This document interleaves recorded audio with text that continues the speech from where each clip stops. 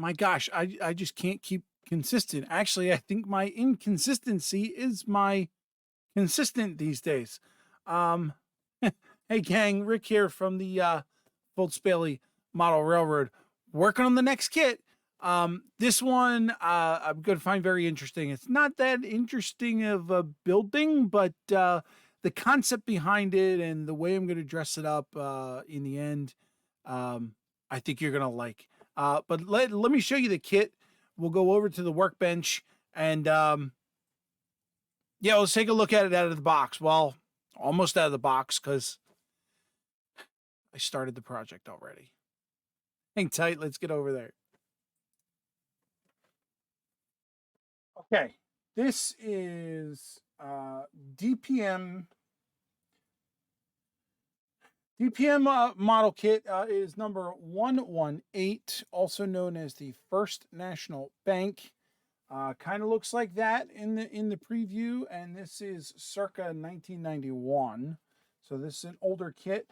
Not a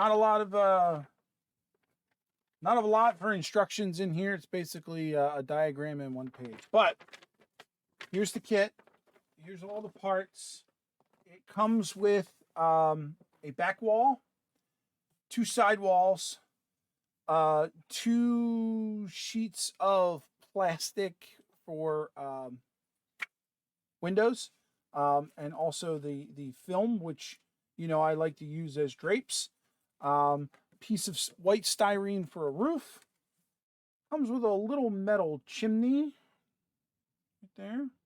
And these are the roof supports. These get glued on the insides of the building like that, so the roof sits on it at whichever height is up to you. Now here's where I got a little ahead of myself. I got looking at the kit and I was automatically started thinking about paint. And as you can see, I went with this green color for the front. I'm not sure if you can see it on camera, but what I did was, in my head, the entire time that I was thinking of this kit prior to opening the bag, I thought to myself, you know what? This is the kit that I want to airbrush the color on. And I wanted a nice smooth finish. All of the rest of the buildings that I have built so far have all been painted by hand. There's been no airbrushing, not even primer. This one I wanted to airbrush. So I got the kit out. I actually went and regular brushed white primer on the building. I didn't airbrush that, but I did do 2 coats of white primer. And then I got so ahead of myself, I grabbed out my paints. I started testing some colors of what I wanted. And the next thing I knew, I was brushing on this paint.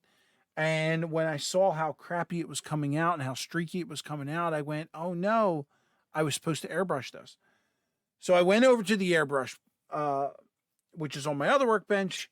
And I mixed up a good batch of the color. I threw it into my airbrush, and I started airbrushing it. Now, what I noticed is I did get a good clean coverage on it, but you can also still see some of the streak marks from the brush, which I thought was awesome, because when I dirty this up later, it's just going to make it have so much more character. Also, I did the whole thing in green because I plan on doing black in all of the windows and the door. So I just went ahead and covered the whole thing because I know the black is darker. It's gonna cover that anyway. So you could see like some of the inside of the windows. I didn't finish real well because again, we're going black. So, all right. The other building, the rest of the building, I think what I'm going to do is just go black on those. And then, of course, there'll probably be some signs and things coming out. So green for the front, black for the back. Go down to the comments.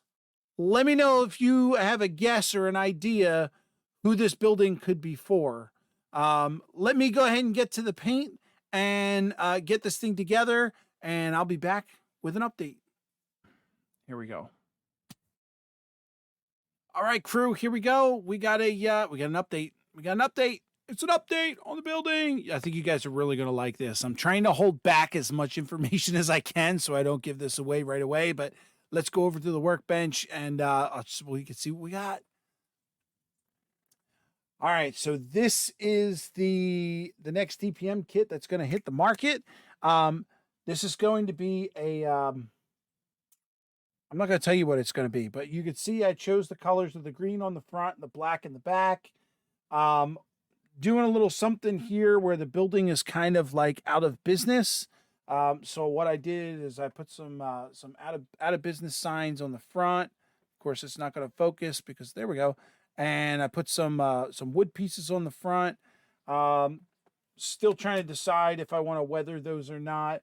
There is a back door on the building that I also put some wood pieces on so that nobody can get in the back door. Also, you'll notice in the windows, I've got the window glass or glazing in there. And I covered up some of the unopened windows with that that protective sheet that we get in all of our kits.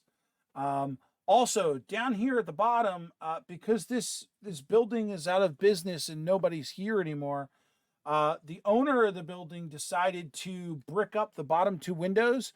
So all I did for that was I've got some styrene from Plastruct, cut off a couple little pieces of one of the corners, sanded them to fit, glued them in there, and then painted them red to make them look kind of like brick, I guess. I don't know why the owner of the building decided he wanted to do green and black for his building. So that's why he kept it really simple. But if you notice on the front here, I didn't mention this in the last video, but I've got these window shades that I got when I was at the Great American Train Show a couple weeks ago. These are made by, here we go, City Classics makes these, and they're window dressings, and it's basically just one big sheet of different sizes and styles of window shades. So I just cut those out and glued them right in. If you take a look real quick, go back to the video I did for Wilson's Hobbies, you'll notice in that building, it's got white shades. I used these ones down here for that building. Kind of blended in with the color scheme for that building, but I forgot to mention it. So here we go. We've got this building here, and I wanted to use all brown, but didn't have enough, so I put whites on the bottom. But yeah, let's see what's next. We got to put this thing together.